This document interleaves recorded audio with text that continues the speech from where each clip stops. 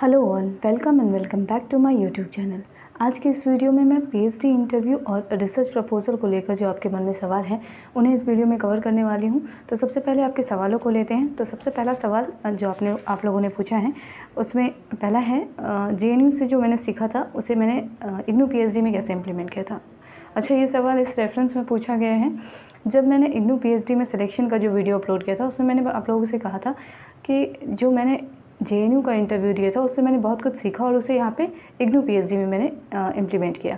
तो ये सवाल उसी रेफरेंस से पूछा गया था कि ऐसी क्या कुछ कमी रह गई थी जिसे मुझे लगा सुधार करने की आवश्यकता है मुझ में, और मेरे प्रपोज़ल में भी उसकी ज़रूरत थी। ठीक है, तो ये पहला सवाल था। दूसरा सवाल जो है वो रिसर्च प्रपोज़ल कैसा होना चाहिए, कैसे बनाया जाता है, इसके लिए एक फॉर्मेट मांगा जा रहा है स्टूडेंट की तरफ से।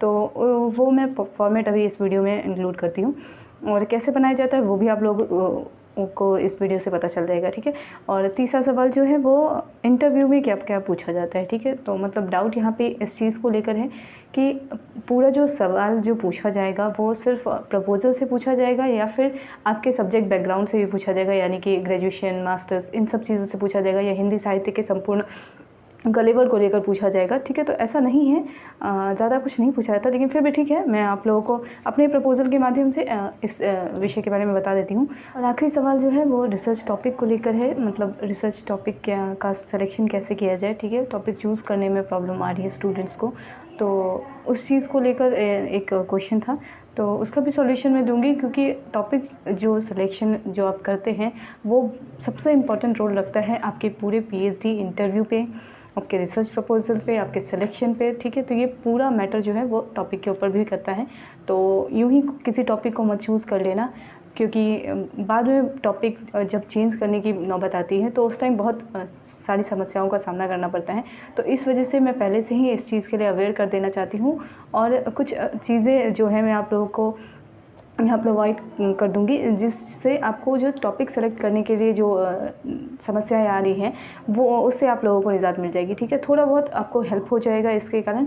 कहाँ से आपको ये चीज़ें देखनी है जिससे टॉपिक को सेलेक्ट करते वक्त आप लोगों को थोड़ी सहूलियत हो और इंटरेस्ट भी उसमें रहे। ठीक है, तो स्टार्ट करते हैं आप लोगों के सवालों से। पहला सवाल है कि जब मैंने जेएनयू का इंटरव्यू दिया था तो उसमें क्या कुछ कमी रह गई थी जो मैंने इग्नू पीएचडी में इम्प्लीमेंट किया। ठीक है, तो सबसे पहली गलती मुझसे ये हुई थी कि मुझे सबसे पहली बड़ी बात तो यहाँ पे ये होती है कि आपको अगर कोई गाइड करने वाला होता है ना, तो आपको पता है कि कैसा रिसर्च प्रपोजल बनाना चाहिए, कैसे इंटरव्यू में खुद को प्रेजेंट करना है। ठीक है, तो मेरे पास वो सब कुछ नहीं, कोई गाइड करने वाला नहीं था। ये बात मैंने आप लोगों से बहुत बार कह रखा है।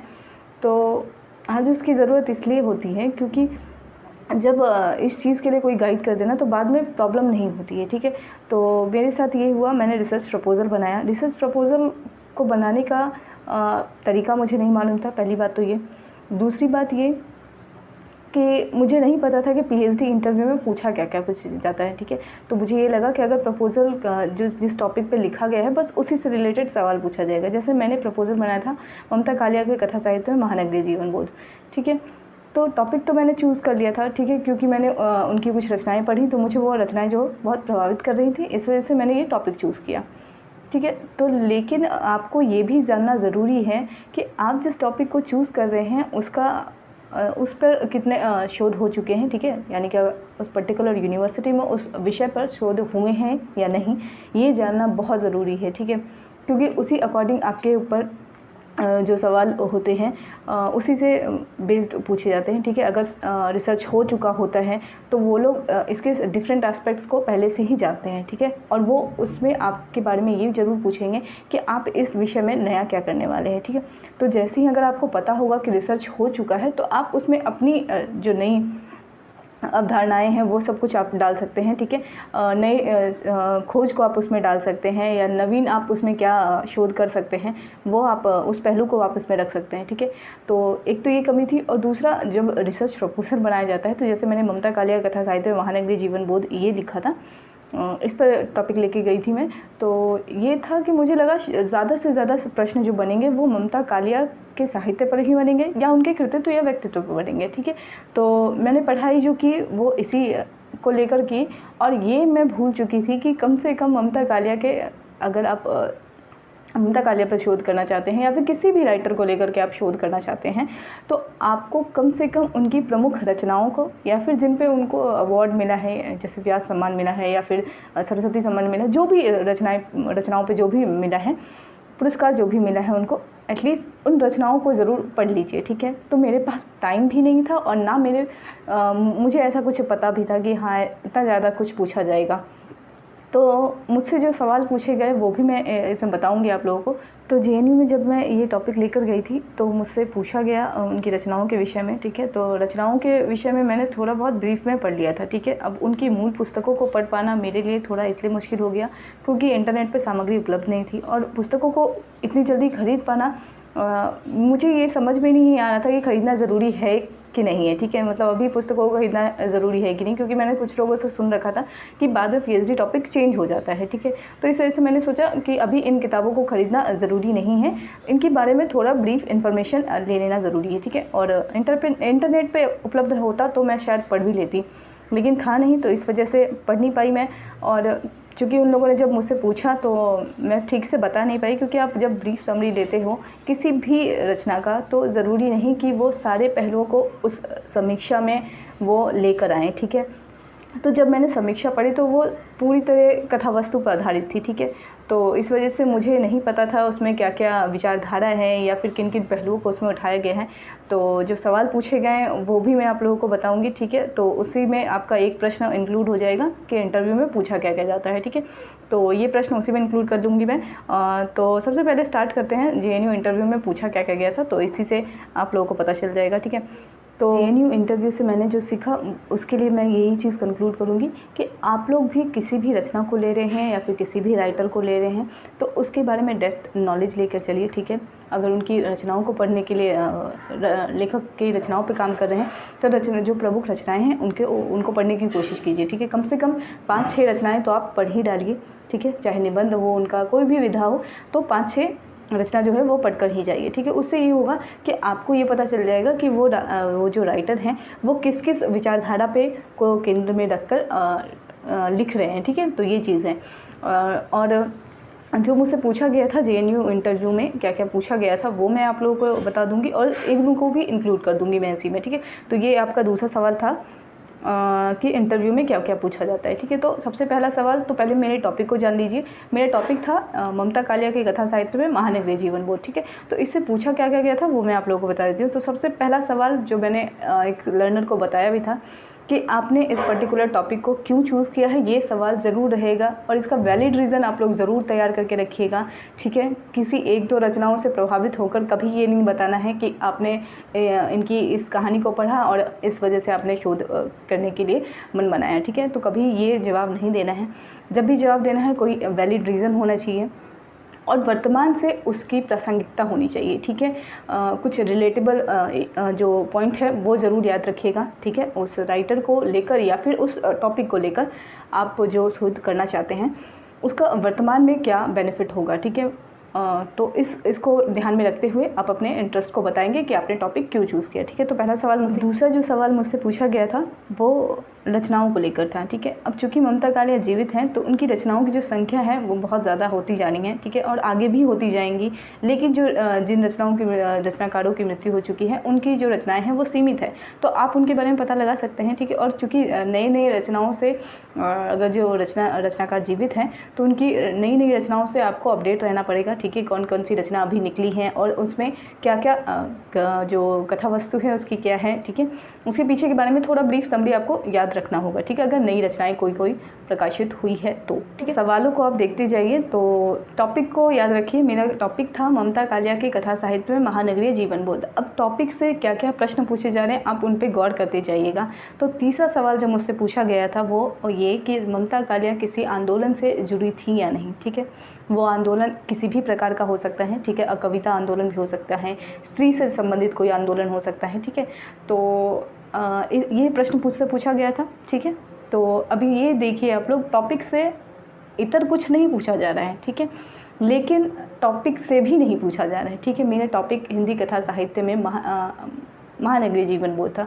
तो महानगरीय जीवन बोध अगर आप लेके जा रहे हो तो ज़रूरी नहीं कि सिर्फ महानगरीय जीवन बोध से रिलेटेड क्या क्या रचनाएं हैं वही सिर्फ नहीं पूछा जाएगा, पूछने को वो बहुत कुछ पूछ सकते हैं। तो जैसा कि पूछ रहे हैं वो, तो तीसरा सवाल तो यही था कि वो किसी आंदोलन से जुड़ी थी या नहीं।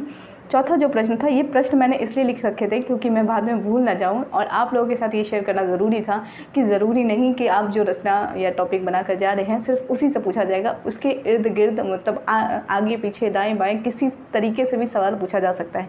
तो चौथा सवाल देखिए, अच्छा ये यही था कि किसी आंदोलन से जुड़ी थी। चौथा सवाल है उनके समकालीन रचनाकार। ठीक है, अब ममता कालिया तो मैंने चूज़ कर लिया, तो ज़रूरी नहीं कि सिर्फ ममता कालिया से ही सवाल पूछा जाएगा, ममता कालिया के समकालीन जो भी राइटर थी उनसे भी सवाल पूछा जाएगा। ठीक है, तो समकालीन रचनाकार के बारे में भी मैंने कहा था कि उनके विषय में भी जानना ज़रूरी है। ठीक है, तो समकालीन रचनाकार से रिलेटेड एक प्रश्न होगा ज़रूर।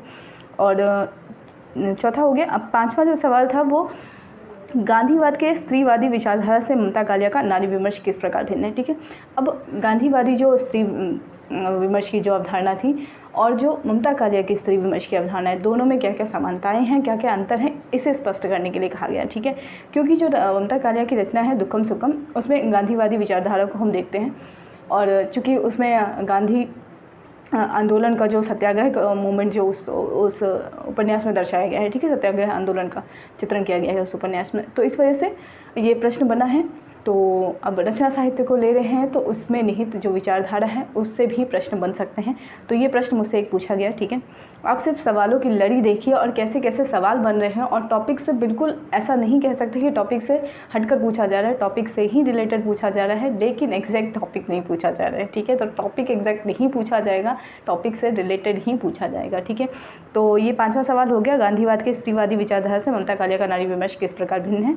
और जो छठा क्वेश्चन पूछा गया था वो कि ममता कालिया के नारी विमर्श में क्या कुछ खास बातें हैं जो अन्य नारी विमर्श जो रचनाकार हैं, यानी कि जो भी राइटर नारी विमर्श को लेकर लिख रही हैं, उनसे ममता कालिया का नारी विमर्श किस प्रकार भिन्न है। ठीक है, तो समकालीन का भी जो प्रश्न मैंने कहा था वो यहाँ पे बन रहा है। ठीक है, जो नेक्स्ट क्वेश्चन है, फिर सातवां क्वेश्चन जो पूछा गया मुझसे, उनकी तत्कालीन रचनाएं और अन्य साहित्यिक विधा क्या क्या है। ठीक है, जैसे अगर मैं उनके कथा साहित्य पे बात कर रही हूँ तो उनका जो पक्ष कविताओं पे लेकर है, ठीक है, तो अन्य जो विधाएं हैं उन पे वो क्या क्या कार्य कर रही हैं। ठीक है, तो उसको लेकर प्रश्न पूछा गया था।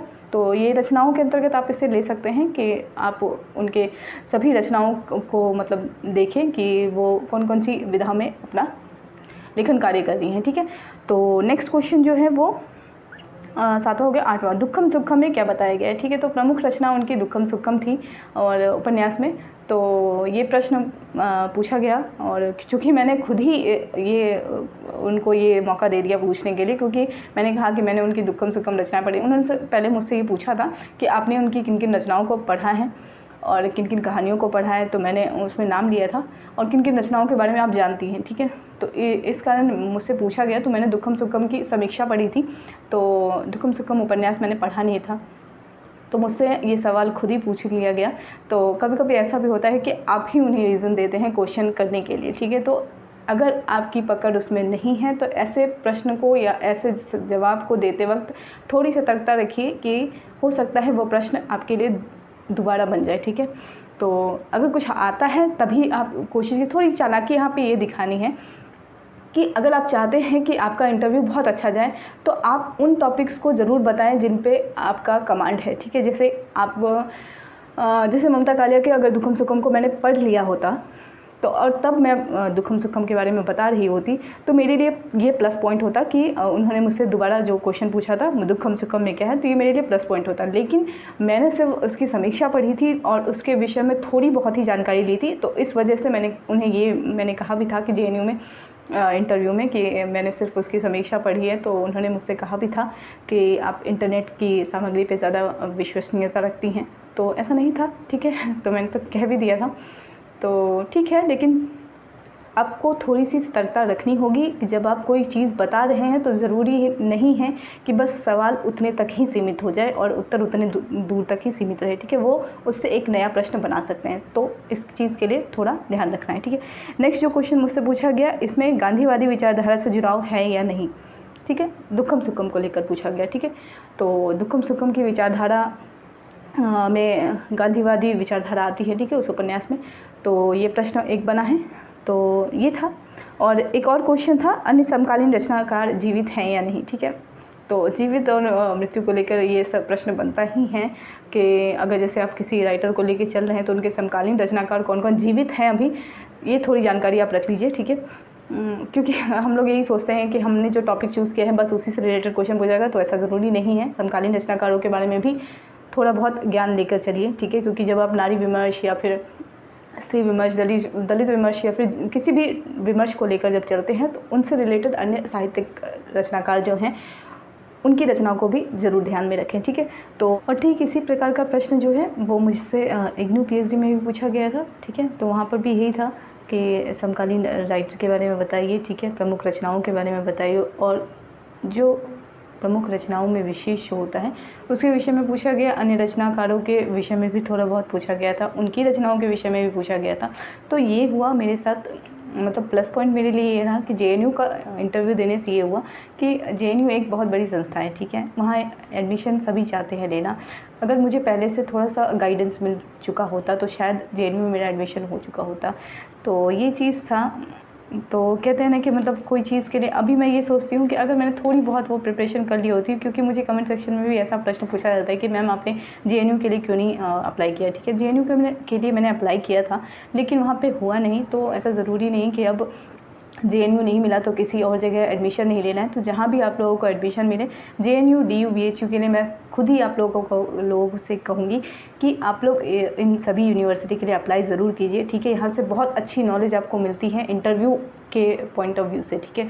अगर आपने यहाँ के इंटरव्यू को दे दिया तो मुझे नहीं लगता कि बाकी अदर यूनिवर्सिटी के इंटरव्यू को क्रैक करना आपके लिए मुश्किल होगा, ठीक है। क्योंकि यहाँ पे इस तरीके से प्रश्न पूछे जाते हैं, मतलब टॉपिक के चारों ओर जितने भी प्रश्न बन सकते हैं उन सभी प्रश्नों को यहाँ पे आप लोगों से पूछा जाता है। तो आपका जो माइंड है ना वो ज़रूर खुलता है, ठीक है। अब चूँकि मैं ये सोचकर चल रही थी कि सिर्फ ममता कालिया की कथा साहित्य में महानगरीय जीवन बोध है तो मतलब सिर्फ ममता कालिया की रचनाओं को पढ़ना है, ठीक है। मैं बिल्कुल भी ये लेकर नहीं चल रही थी कि समकालीन रचनाकारों को भी पढ़ना ज़रूरी है, उनकी रचनाओं को भी पढ़ना ज़रूरी है, उनके महानगरीय जीवन बोध को भी जानना ज़रूरी है, ठीक है। तो इससे ये होगा कि जब आप शोध करते हैं तो आप तुलनात्मक साहित्य एक है प्रविधि, ठीक है, तो उसका भी उपयोग कर सकते हैं आप अपने शोध में। शोध को थोड़ा क्या कह सकते हैं, आकर्षक बनाने के लिए या उसमें कुछ नवीन उद्भावना लाने के लिए आप इस तरीके का भी उपयोग कर सकते हैं, ठीक है। तो जब आप ब्रॉड नॉलेज लेके चलिएगा तभी ये सब कुछ संभव हो पाएगा, ठीक है। तो ये प्रश्न कंप्लीट हो चुका है, 2 प्रश्न मैंने कंप्लीट कर दिया। एक जेएनयू से मैंने क्या क्या सीखा और इंटरव्यू में कैसे प्रश्न पूछे जाते हैं, ठीक है। टॉपिक के अकॉर्डिंग आप फिर से इन क्वेश्चन को देख लीजिएगा और उसी अकॉर्डिंग अपने टॉपिक को चूज़ करते वक्त इन सब चीज़ों को देखिएगा, ठीक है। नेक्स्ट क्वेश्चन पर चलते हैं। नेक्स्ट क्वेश्चन जो था वो ये, रिसर्च प्रपोजल कैसा होना चाहिए। तो रिसर्च प्रपोजल के लिए मैं अभी आप लोगों के साथ वो शेयर कर देती हूँ, ठीक है। तो आइए अब रिसर्च प्रपोजल से के फॉर्मेट को लेकर जो आप लोगों के मन में सवाल है उसका समाधान कर देती हूँ मैं, ठीक है। तो ये रिसर्च प्रपोजल मैंने इग्नू के लिए बनाया था, ठीक है। तो ये इसका फ्रंट पेज है। तो फॉर्मेट देखने से पहले ये देख लीजिए कि इसके फ्रंट पेज को बनाते कैसे, ठीक है। आपको टॉपिक अपना लिखना होगा, फिर इसके बाद अगर आप लोगो लगाना चाहें तो लोगो भी लगा सकते हैं, और विश्वविद्यालय का नाम तो आपको देना ही है, साथ ही अपना शोधार्थी का नाम जो है वो अपना नाम ज़रूर डालिएगा, ठीक है। ये इसका फर्स्ट पेज का फॉर्मेट है, ठीक है। अब इसके सेकंड पेज पे चलते हैं। अच्छा, रिसर्च प्रपोजल का कोई ऐसा नहीं है कि इतने पेज में ही होना चाहिए, लेकिन फिर भी आपके विषय के अकॉर्डिंग वो 8-10 पेज चला ही जाता है, लेकिन अगर उससे ज़्यादा भी जा रहा है तो कोई दिक्कत वाली बात नहीं है। आपके ऊपर पूरा डिपेंड करता है आप कितना डिटेल अभी ही उसमें डालना चाहते हैं, ठीक है।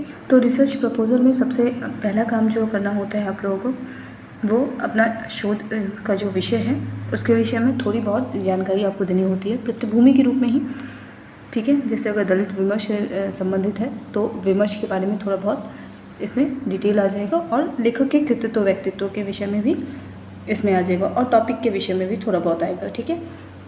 तो नॉर्मल एक परिचय की तरह है ये। तो पहला जो बिंदु है वो शोध परिचय को लेकर है, ठीक है। इसमें आप कोटेशन भी ऐड कर सकते हैं, ठीक है। अगर कुछ कोटेशन अगर आपको मिल रहा है इससे रिलेटेड तो आप उसमें ऐड कर सकते हैं। कोटेशन आप इसके नीचे ही लिख दिया कीजिएगा, ठीक है, जैसे मैंने यहाँ पे नीचे ही कोट कर दिया था, ठीक है। अगले पेज की ओर चलते हैं। अगले पेज पे भी मैंने परिचय में ही सारी बातों को समेट दिया है, ठीक है। यहाँ भी मैंने एक कोटेशन ऐड किया है। आप जितने चाहे कोटेशन ऐड कर सकते हैं, वो आपके विषय के अनुरूप होने चाहिए, ठीक है। नेक्स्ट मैंने परिचय के अंतर्गत ही थोड़ी बहुत जानकारी दे दी है कि जो शोध की जो रूपरेखा होगी वो कैसी होगी और किस किस चैप्टर में मैं क्या क्या चीज़ डिस्कस करने वाली हूँ, वो चीज़ मैंने परिचय में ही इंक्लूड कर दिया है, ठीक है। एक ब्रीफ समरी दे दी है मैंने कि किस किस चैप्टर में क्या क्या काम होने वाला है, ठीक है। अच्छा, इसके बाद परिचय के बाद एक महत्वपूर्ण विषय है शोध की प्रेरणा एवं चयन, ठीक है। इसकी प्रेरणा आपको कैसे मिली है, इसके विषय में आपको थोड़ी बहुत जानकारी देनी होगी, और आपके शोध कार्य का उद्देश्य क्या है, ठीक है। इसकी उपयोगिता भी इसी में आ सकती है, इसका महत्व भी इसी बिंदु में समेटा जा सकता है, ठीक है। तो शोध कार्य का उद्देश्य क्या है वो आपको लिखना है। अच्छा, शोध विषय का महत्व मैंने अलग कर दिया है, ठीक है। तो शोध विषय का महत्व भी आप अलग कर सकते हैं, ठीक है। ऐसा कुछ नहीं है कि एक ही बिंदु में समेटना है, या फिर आप अलग अलग भी करके दे सकते हैं, ठीक है। जितने पॉइंट आप इससे रिलेटेड बना सकते हैं उतना ही अच्छा होगा। की पॉइंट्स में ज़्यादा बातों को रखिए, क्योंकि जब आप प्रेजेंट करते हैं खुद को तो वहाँ पे भी कम शब्दों में ज़्यादा बात कहने की कोशिश कीजिए, ठीक है। अगले पेज पे चलते हैं। ये शोध विषय का महत्व है, इसके विषय में थोड़ी बहुत जानकारी दे दी है मैंने, ठीक है। आप अगर इसे बहुत लंबा करना चाहते हैं तो कर सकते हैं, ये 10-12 पेज भी जा सकता है। तो ये मैंने JNU के टाइम ही बनाया था, तो इसमें मैंने कुछ ज़्यादा सुधार संशोधन किया नहीं था, ठीक है। इसके बाद आपको पद्धति भी बतानी होती है कि अनुसंधान की पद्धति किस पद्धति से आप इस शोध कार्य को करने वाले हैं, तो वो आपको बताना होता है, ठीक है। अच्छा, एक और जो महत्वपूर्ण जो बिंदु है इसमें समाहित करने की ज़रूरत है वो है कि इससे पूर्व आपके विषय के बारे में शोध हुए हैं या नहीं हुए, ठीक है। तो मैंने ऐसे ही विषय लिए थे जिस पे पहले से शोध हो चुके हैं, और उसमें कुछ मैं नवीन तथ्यों को लेकर आ रही थी, ठीक है, अपने विषय में। तो ये शोध से पूर्व जो भी कार्य हुए हैं उसके विषय में भी थोड़ी बहुत जानकारी रखिएगा, क्योंकि जब आप संदर्भ ग्रंथों की जो सूची तैयार करते हैं, या फिर आपके विषय में अगर इससे पूर्व शोध कार्य हो रखा हो और ये आपके जो इंटरव्यूअर हैं उनको अगर पता होगा तो वो ज़रूर पूछेंगे इस विषय में, ठीक है, कि आपने ये पढ़ा है या नहीं, या इन्होंने इस विषय पे शोध किया है तो आपने उनकी थीसिस को पढ़ा है या नहीं, ठीक है। तो ये सब कुछ सवाल हो सकता है, इसीलिए थोड़ा अवेयर है अपने टॉपिक को लेकर, और शोध हुए हैं या नहीं इसको लेकर बहुत महत्वपूर्ण जानकारी इकट्ठा ज़रूर कर ले, ठीक है। इसके बाद अध्याय योजना एक टॉपिक आता है, ठीक है। इसमें ज़्यादा डिटेल अभी मैंने फ़िलहाल नहीं दिया है। अध्याय योजना में भी टॉपिक से सब टॉपिक निकलता है, ठीक है। सब टॉपिक से भी एक और टॉपिक निकल जाता है इसके अंदर ही। तो आप अभी अगर चाहें तो दे सकते हैं, और अगर ना चाहें तो वो पूरी तरह आपके ऊपर निर्भर करता है, ठीक है। चीज़ों को आप जितनी अच्छे से एक्सप्लेन करते हैं वो भी बेहतर है, लेकिन आपके प्रपोज़ल को मुझे नहीं लगता कोई देखता है। जो भी आपसे सवाल पूछा जाएगा, वैसे कहीं कहीं मांग लिया जाता है प्रपोज़ल 1-2 दिन पहले ही, तो वहाँ पे हो सकता है आपके प्रपोज़ल को अच्छे से वो पढ़ते हों, लेकिन बहुत सारी यूनिवर्सिटी में ऐसा होता है कि आपके प्रपोज़ल के विषय में पूछा ज़रूर जाएगा, लेकिन हो सकता है प्रपोज़ल ना देखा जाए, ठीक है। तो तैयारी आपको खुद पर ज़्यादा करनी है, ठीक है। प्रपोज़ल ठीक है आप बना लीजिए, लेकिन जो इंटरव्यू के लिए है आपको प्रिपेयर ज़्यादा रहना होगा, ठीक है। नेक्स्ट देखते हैं। यहाँ पे मैंने तृतीय अध्याय और चैप्टराइजेशन भी आप अपने अनुकूल ही कीजिए। मैक्सिमम तो मिनिमम 5 तो रखिए ही, मैक्सिमम आप कितना भी रख सकते हैं, ठीक है, ठीक है। ये पंचम अध्याय। और संदर्भ ग्रंथ सूची में भी 2 प्रकार के होते हैं, एक तो आपका मूल आधार ग्रंथ जो सूची होगा वो, और दूसरा जो भी आलोचनात्मक जो होंगे वो अलग आएंगे, ठीक है।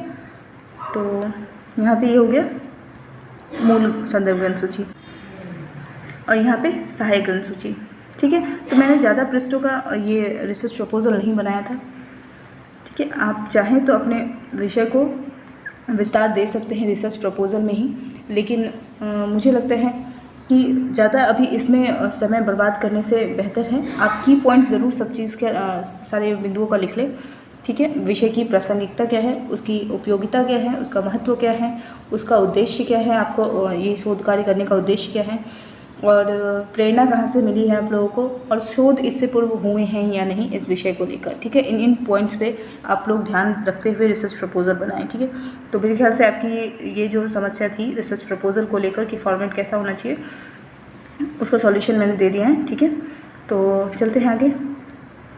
तो इस वीडियो का अंतिम प्रश्न है और ये बहुत इम्पॉर्टेंट प्रश्न है, क्योंकि यही सब कुछ डिसाइड करता है आपके नॉलेज को भी, आपके सिलेक्शन को भी। ठीक है, आपका शोध कैसा होने वाला है उसको भी लेकर। ठीक है, टॉपिक क्योंकि आप ज़रूर अच्छा चूज़ करके जाइए, क्योंकि बाद में जब चेंज करना पड़ता है ना, तो उसके लिए आप क्योंकि यहाँ से एक नॉलेज लेके चल रहे हो एक पर्टिकुलर टॉपिक के लिए, और बाद में जब चेंज करना पड़ता है तो आपके पास उसके बारे में कोई नॉलेज नहीं होती। ठीक है, आप या तो टीचर के दबाव में आकर उनके सुझाए हुए टॉपिक को चूज़ कर लेते हैं, या फिर हड़बड़ाहट में कोई ऐसी विषय को चूज़ कर लेते हैं जिसके बारे में आपको जानकारी। टॉपिक आप ज़रूर पहले से ही अच्छे से चुनकर सुझाव लेकर ही बनाएं। ठीक है, तो इसमें सबसे पहली बात ये ध्यान रखनी है अपना इंटरेस्ट एरिया। सबसे बड़ी बात यहाँ पे इंटरेस्ट एरिया की है, क्योंकि जब आपका इंटरेस्ट ही नहीं होगा किसी विषय को लेकर, जब आपके अंदर से ही वो फीलिंग नहीं आएगी कि आपको इस विषय में शोध करना है, तो कोई भी दुनिया की ताकत आपसे शोध अच्छे तरीके से नहीं करवा सकती। ठीक है, आपके जो इनर कॉल कहते हैं ना, तो वही चीज़ है जो आपको एफर्ट डलवाती है इस पूरे 5 साल के जर्नी में इस चीज़ को कंप्लीट कराने के लिए। ठीक है, तो आपके अंदर से वो चीज़ आना चाहिए कि हाँ, मुझे इस चीज़ में इंटरेस्ट है और मैं इसी पे शोध करूँगा। ठीक है, और अगर आप किसी टॉपिक पे शोध करना चाहते हैं तो उस पे अड़े रहिए।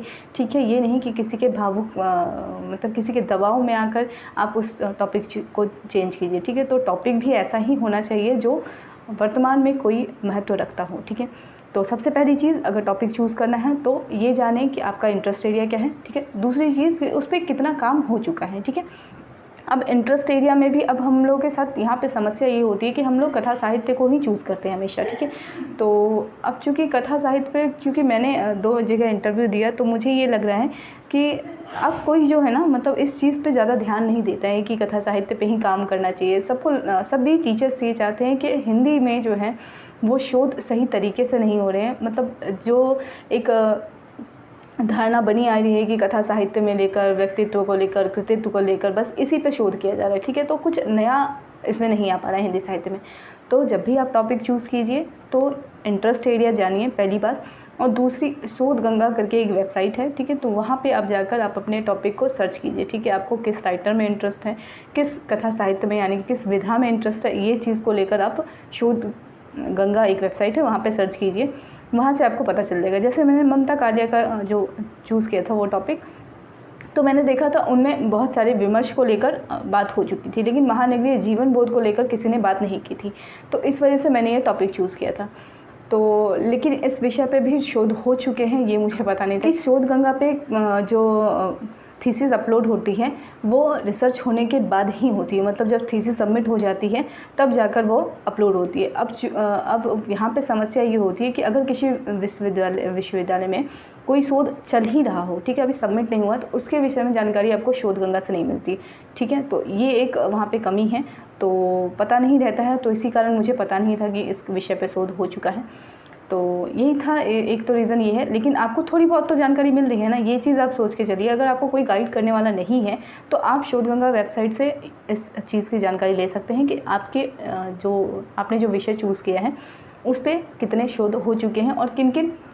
अच्छा, वहाँ से एक और बेनिफिट आपको ये होता है कि आपको संदर्भ ग्रंथ जो होते हैं वो आपको बहुत अच्छा मिलता है। ठीक है, तो जैसे अगर आपको कोई गाइड करने वाला नहीं है कि आपको रेफरेंस में क्या क्या लेनी चाहिए, या फिर किन किन किताबों को आपको पढ़ना चाहिए, तो वो आपको रेफरेंस के लिए वहाँ से अच्छी किताबें मिल जाती है। ठीक है, अगर आप उसी राइटर पे कुछ और मटेरियल इंक्लूड करना चाहते हैं। ठीक है, तो इस वजह से वहाँ पे ये बेनिफिट मिल जाएगा आपको लोगों को शोध गंगा वेबसाइट से। ठीक है, और तीसरी चीज़ जो ये कि आप जिस भी यूनिवर्सिटी के लिए अप्लाई कर रहे हैं तो उनकी लाइब्रेरी में ये एक जर्नल की तरह ही होता है शायद, ये तो मुझे नहीं पता, लेकिन मेरे पास PDF है इसकी।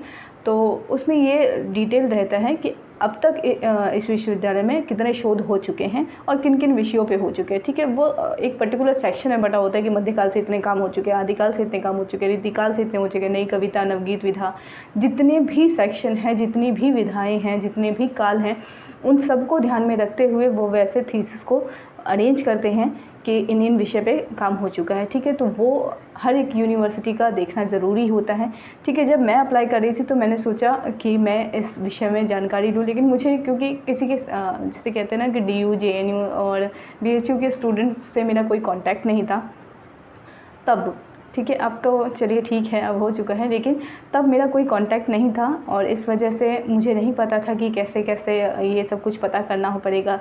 और ये भी था कि मतलब अगर मैं उनकी लाइब्रेरी में जाऊँ तो कैसे मैं जा पाऊँगी, ठीक है। तो मेरे पास तो कोई एक्सेस नहीं है। तो ऐसे स्टूडेंट्स के लिए मैं वो जो PDF है वो आप लोगों को अवेलेबल करा दूँगी।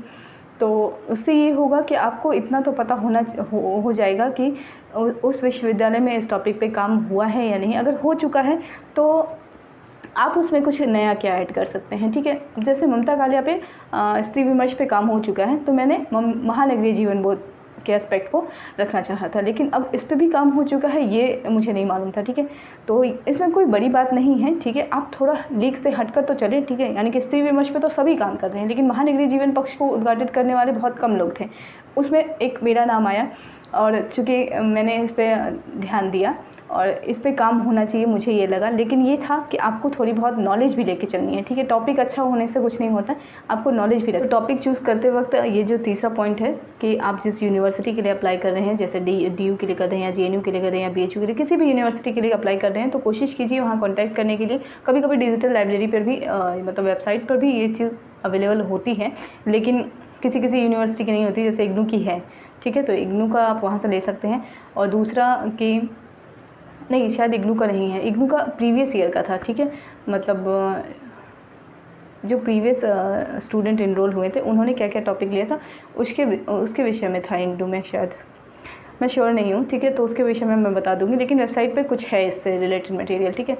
अब वो पिछले ईयर का है या कंप्लीट थीसिस का है ये नहीं पता मुझे, वो था, लेकिन कुछ ऐसा मुझे थोड़ा बहुत उससे गाइड मिल चुका था, गाइडेंस मिल चुकी थी मुझे उससे। तो ठीक है, तो इसी वजह से आप जिस भी यूनिवर्सिटी के लिए अप्लाई करते थे, तो DU JNU या BHU के लिए या फिर किसी भी यूनिवर्सिटी के लिए, तो आप यही कोशिश कीजिए कि वहाँ की यूनिवर्सिटी में कितने काम हो चुके हैं उस विषय को लेकर, हिंदी विषय को लेकर कितने शोध हो चुके हैं, ये आप ज़रूर वहाँ पे देखिए, ठीक है। और अगर कोई स्टूडेंट है, कोई कांटेक्ट में अगर हैं ऐसे स्टूडेंट, तो उनसे मंगवा लीजिए, वो दे देंगे। मुझे नहीं लगता इन सब चीज़ों को देने में कोई झिझक होनी चाहिए, ठीक है। आप किसी की मदद करेंगे तो उसमें आपका कोई नुकसान नहीं है, ठीक है। तो अगर मेरे पास भी है तो मैं आप लोगों को शेयर कर दी हूँ, तो इसमें मेरा कोई नुकसान नहीं होगा। तो ऐसी ही सोच रखिए, ठीक है। आप लोगों के साथ जितना बांट कर काम कीजिएगा उतना बेहतर है। और कभी भी कोई चीज़ अगर लगे कि लोगों का भला हो सकता है उससे, या किसी की मदद हो सकती है, क्योंकि जो लोग गांव में बैठे हैं उनके पास ये सुविधाएं नहीं होती है कि वो DU JNU के लिए आएँ और वहाँ के यूनिवर्सिटी में ये पता लगाने के लिए कि किन किन शोध पे काम हुआ है, ठीक है। तो मेरे साथ ये समस्या हो चुकी है, इस वजह से मैं चाहती हूँ कि कोई भी स्टूडेंट अगर एक सपना बड़ा लेकर चलता है कि उसे JNU में एडमिशन लेना है या DU में एडमिशन लेना है, तो उसकी थोड़ी बहुत मदद हो जाती है, ठीक है, इससे। तो आप लोग कोशिश कीजिए, JNU का फॉर्म आया है, मैं चाहती हूँ आप सभी लोग इस चीज़ के लिए अप्लाई करें। और चूँकि मेरा एडमिशन हो चुका है तो मैं JNU के लिए अप्लाई नहीं करने वाली हूँ। और ठीक है, आप लोग कीजिए उस चीज़ के लिए और अच्छे से एग्ज़ाम दीजिए। और नहीं हो सके तो मतलब अगर एंट्रेंस के थ्रू नहीं जा पा रहे हैं, एग्जामटेड के थ्रू नहीं जा पा रहे हैं, तो एंट्रेंस के थ्रू जाइए, सीट अच्छी आई है इस बार। और DU के लिए शायद DU को तो नेक्स्ट ईयर अभी देखना पड़ेगा, अगर अप्लाई किया है तो उसके लिए भी कीजिए। और इंटरव्यू बहुत अच्छे से दीजिए, मैंने पूरी कोशिश की है इस वीडियो में आप सभी के सारे सवालों का जवाब दे सकूँ, ठीक है। और भी कोई डाउट्स रह गए हैं तो इसी वीडियो के कमेंट सेक्शन में आप मुझसे पूछ लीजिएगा, ठीक है। तो पूरे अच्छे से तैयारी कीजिए और प्रपोज़ल बनाने में कहीं भी कोई दिक्कत आ रही हो पूछिए मुझसे, मैं हूँ आप लोगों को गाइड करने के लिए, ठीक है। तो मुझे कोई गाइड करने वाला नहीं था, इस वजह से मैं आप लोगों के लिए इतना सोच रही हूँ। तो आप लोग पूछने में कभी भी घबराहट नहीं फील किया कीजिए, ठीक है, कि मैं जवाब दूंगी या नहीं। मैं सबको जवाब देती हूँ, लेकिन आप कोशिश कीजिए यहीं कमेंट सेक्शन में मुझसे पूछिए, ठीक है। अभी पर्सनली मैं कहीं पर एक्टिव नहीं हूँ, किसी और प्लेटफॉर्म पर। जो भी एक्टिव हूँ इसी यूट्यूब सेक्शन के कमेंट सेक्शन पर ही मैं आपको रिप्लाई दूंगी, ठीक है। तो वीडियो को यहीं पे एंड करते हैं। वीडियो को एंड तक देखने के लिए थैंक यू सो मच। और अच्छे से एग्ज़ाम दीजिए और प्रपोज़ल अच्छे से बनाइए और अच्छे से इंटरव्यू को फेस कीजिए और अच्छे से बोलिए। और ऑल द बेस्ट। अगर आप लोगों का JRF का एग्ज़ाम होने वाला है अभी 20 से 30 सितंबर के बीच में होने वाला है, ठीक है। तो देखते हैं डेट कब आती है। और चूँकि मैं उससे रिलेटेड कोई वीडियो अपलोड नहीं कर पा रही हूँ, इसके लिए बहुत सॉरी फील करती हूँ इस चीज़ के लिए कि मैंने स्टार्ट ही इस सेक्शन को किया था कि आप लोगों की मदद करूँगी। लेकिन चूँकि देखिए नेट JRF के प्रिपरेशन में होता क्या है कि आपको तैयारी खुद करनी होगी, ठीक है। एक चीज़ जो सच बात यही है कि मैं कितना भी गाइड कर दूं आप लोगों को, आपको तैयारी खुद करनी पड़ेगी। यहाँ पे मैं अभी कंटिन्यू नहीं हो पा रही हूँ इस चीज़ को लेकर, क्लासेस वगैरह को लेकर, ठीक है। तो सबसे बड़ी बात यहाँ पे यही हो रही है कि आपको प्रैक्टिस खुद करना पड़ेगा। प्रीवियस ईयर क्वेश्चन मैं कितना भी कर दूँ, वीडियो अपलोड करूँगी, आपको मतलब ये चीज़ आप लेकर चलिए कि सेल्फ स्टडी से सब कुछ पाया जा सकता है, ठीक है। आपको मैं टाइम बाउंडेशन में नहीं बांधना चाहती कि आप मेरी वीडियोस देखें उसके बाद आप पढ़ने के लिए बैठिए, ऐसा नहीं है। गाइडेंस के लिए मैं पूरी कोशिश करती हूँ कि जहाँ भी हो सके मैं आपको गाइड करूँ। कोई भी प्रॉब्लम आप लोग को होती है आप वीडियो के कमेंट सेक्शन में पूछ सकते हैं, ठीक है। मैं गाइड करने के लिए बिल्कुल तैयार हूँ। ऐसा नहीं है कि आपने कुछ सवाल पूछा और मैंने जवाब ना दिया हो। तो कोशिश कीजिए कि आप खुद से पढ़ने की आदत डालिए, ठीक है। क्योंकि अभी बहुत कुछ ऐसा है जो आपको अपनी मेहनत से ही पाना है, ठीक है। आज आपको लग रहा है कि JRF के लिए प्रिपरेशन के लिए टाइम नहीं मिल पा रहा है या कोई गाइड नहीं कर पा रहा है या सही तरीके से पढ़ नहीं पा रहे हैं, लेकिन कल को आपको PhD एंट्रेंस के लिए भी तैयारी करनी है, फिर उसके बाद आपको असिस्टेंट प्रोफेसर के एग्ज़ाम के लिए तैयारी करनी है, ठीक है। तो जब तक आप लोग खुद से वो चीज़ ठीक बनाएंगे कि आपको सिलेबस के अकॉर्डिंग पढ़ना है, प्रॉपर बुक बता दिया गया है आप लोगों को, ठीक है, तो पढ़िए, ठीक है। जिस तरीके से मैंने बताया है उसी तरीके से पढ़िए, स्कोरिंग क्वेश्चन को देखते हुए पढ़िए। कोशिश कीजिए कि इसी साल आप लोगों का नेट JRF निकल जाए। मैं वैसे चाहती हूँ कि आप लोग इस नेट JRF के जंजाल से जल्दी से मुक्त हो जाएं और जल्दी से आप लोग भी PhD में एनरोल हो जाइए, ठीक है। एग्ज़ाम दीजिए, ठीक है। नेट और JRF जल्दी से क्रैक कर लीजिए, ठीक है। और अच्छी अच्छी न्यूज़ मेरे कमेंट सेक्शन में लिखिए कि आप लोगों का JRF हो चुका है, ठीक है। तो मैं भी यही चाहती हूँ कि आप लोग जल्दी से जल्दी सब कुछ अपनी मंजिल पा लीजिए। जिसकी जो चाहत है, जिस फील्ड में जो जाना चाहता है वो अच्छे से उस चीज़ के लिए पहले से प्रिपेयर रहें, बस यही चाहती हूँ, ठीक है। और तो वीडियो को यहीं पे एंड करती हूँ। Thank you so much.